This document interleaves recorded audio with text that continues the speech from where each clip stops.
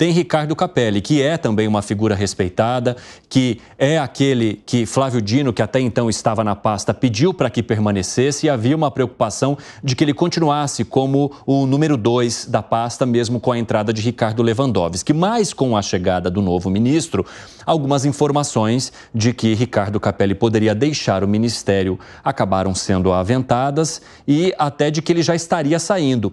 Mas Ricardo Capelli, secretário executivo, fez uma publicação nas redes sociais que eu vou mostrar para vocês aqui no nosso telão agora, dizendo que não é nada disso, ó. Não pedi demissão. Vou sair de férias com a minha família e voltar para colaborar com a transição no Ministério da Justiça e Segurança Pública. União e reconstrução foi o que publicou, então, o secretário executivo Ricardo Capelli, que estava atuando como ministro interino até então, já que Flávio Dino foi indicado, passou pela sabatina, foi aprovado e agora, em fevereiro, assume o cargo de ministro do Supremo Tribunal Federal. Como é que fica a situação de Capelli no teu ponto de vista, hein, Fábio Piperno?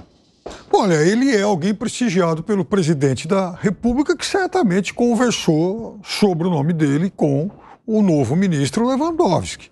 E é óbvio que o ministro Lewandowski, um sujeito experiente, sabe que o Capelli foi muito importante para o Ministério da Justiça, especialmente naquele momento do 8 de janeiro. Então, é alguém que não pode ser descartado.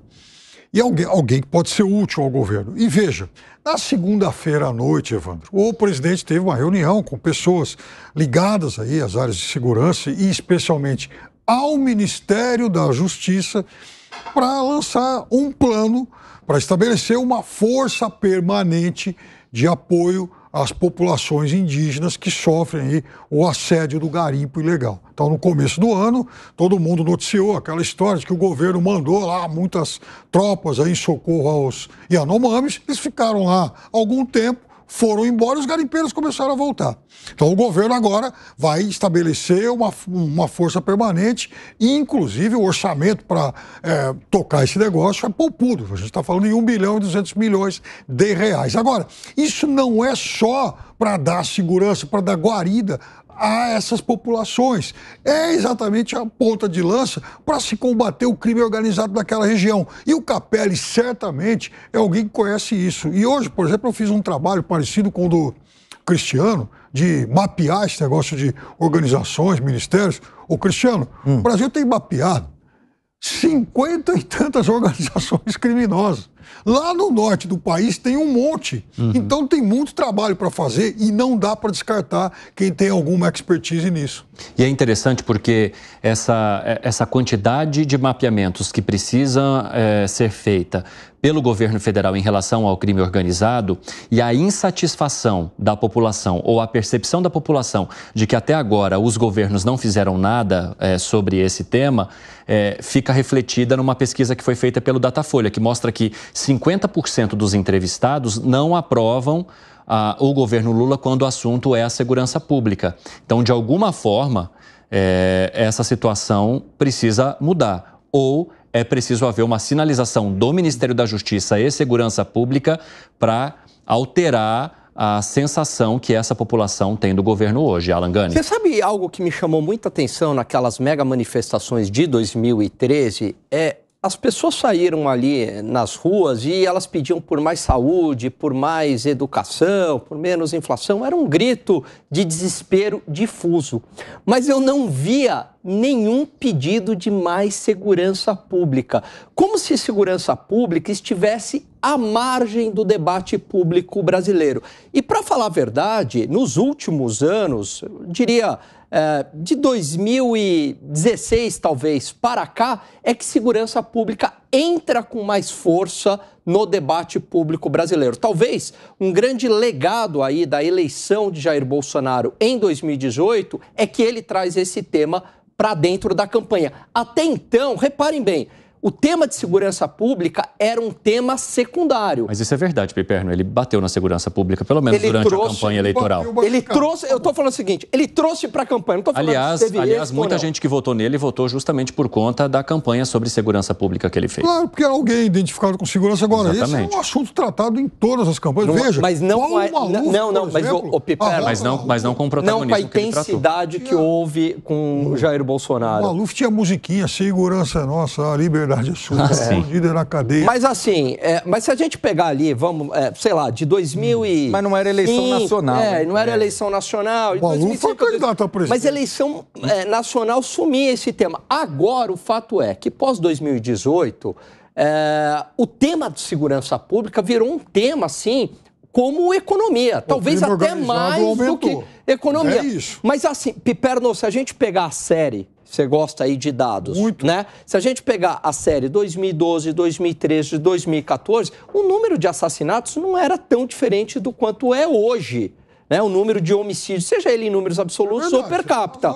E aí, o que eu estou querendo dizer? Que naquela época não se chamava tanta atenção para o tema segurança pública no debate público, embora fosse um problema real, que atingisse a população. Mas agora há uma mudança. Hoje a população, rico, pobre, a classe média, cobra isso dos governantes. E isso é muito bom, porque é um primeiro passo para que a classe política fale, opa, peraí, a sociedade está demandando mais segurança pública. E não apenas o combate à inflação, a diminuição do desemprego, que, claro, tudo isso é muito bem-vindo, mas segurança pública, como afeta a vida das pessoas diretamente, é o tema prioritário do país aos olhos da população. Eu só acho que a percepção mudou muito, até porque é o seguinte, é verdade, tem esse monte de dados que você citou, eles não são muito diferentes de hoje. Agora, quando a gente noticia, como fez anteontem, por exemplo, que tem um grupo do crime organizado querendo extorquir uma empreiteira que está fazendo obra para a prefeitura,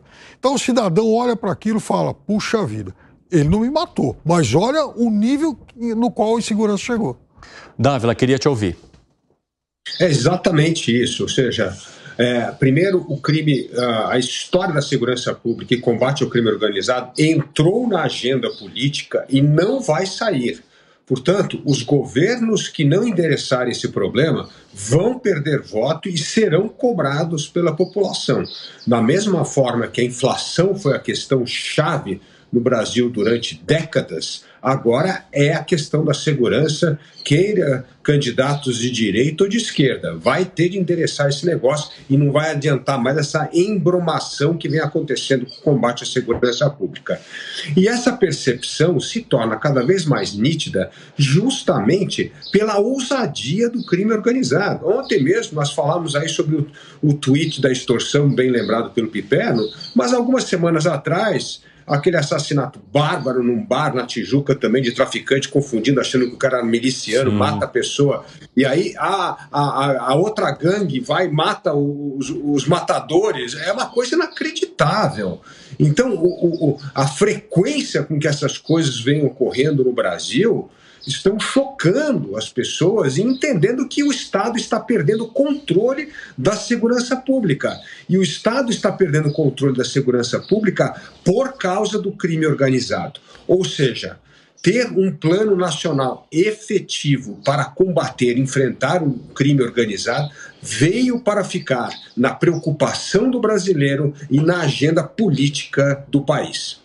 Há uma outra proposta também no termo de segurança pública que precisa ser cumprida, que é a de recompra de armas de grosso calibre, uma proposta que foi apresentada por Flávio Dino, essas armas que agora são de uso restrito das Forças Armadas.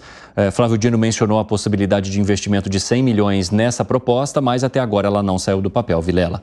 Eu vejo essa é uma medida oportuna, sem dúvida a ser adotada, mas ela não pode ser apenas uma ave voando sozinha. Quer dizer, você tem que ter uma política efetiva de segurança pública. E aí no Brasil, eu vejo que o grande caminho é você ter uma pessoa, uma figura estrutura que venha a centralizar esse trabalho que é feito pelos estados. Eu não me canso de colocar, no Brasil não tem lógica, no grau atual de tecnologia, de inteligência que essas estruturas criminosas têm, você ter estruturas de segurança que são localizadas, que são regionalizadas.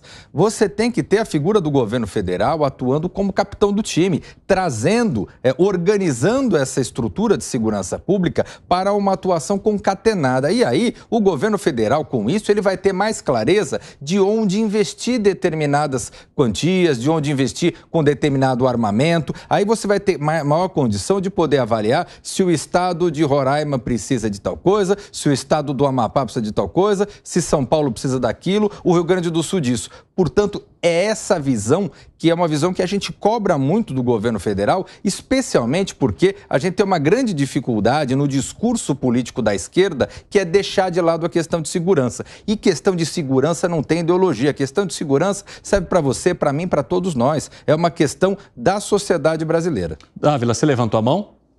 Sim, eu entendo que equipar bem as polícias é algo fundamental, mas mais importante do que equipar é treinar bem. Existe uma assimetria gigantesca na formação das polícias nos estados brasileiros. Portanto, esta deveria ser parte dessa política nacional de segurança pública. Padronização do treino, indicadores claros para mensurar desempenho dos policiais, não só em combate ao homicídio, a furto, a roubo, ao crime organizado, precisa ter metas e precisa ter padrão de treinamento. Existe essa assimetria muito ruim. Então, não adianta só armar a polícia, é muito importante comprar esses equipamentos, mas precisa treinar, capacitar, melhorar, colocar indicadores para que essas polícias começam a performar de maneira mais homogênea. Porque se nós não tivermos esse tipo de treinamento para as forças policiais, não adianta só dar o equipamento sofisticado, porque não resolve o problema. Então, eu sempre entendo que nós precisamos partir da prioridade. A prioridade é o capital humano, como treinar bem. Depois, nós temos que ter a prioridade da tecnologia, da informação, para poder municiar as estratégias específicas de cada polícia. E aí nós precisamos ter alguma forma de mensuração de resultado de desempenho, justamente para saber se aquilo que foi cumprido no planejamento estratégico está ocorrendo ou não na realidade. É assim que nós precisamos fazer para combater a criminalidade e melhorar a qualidade das nossas polícias.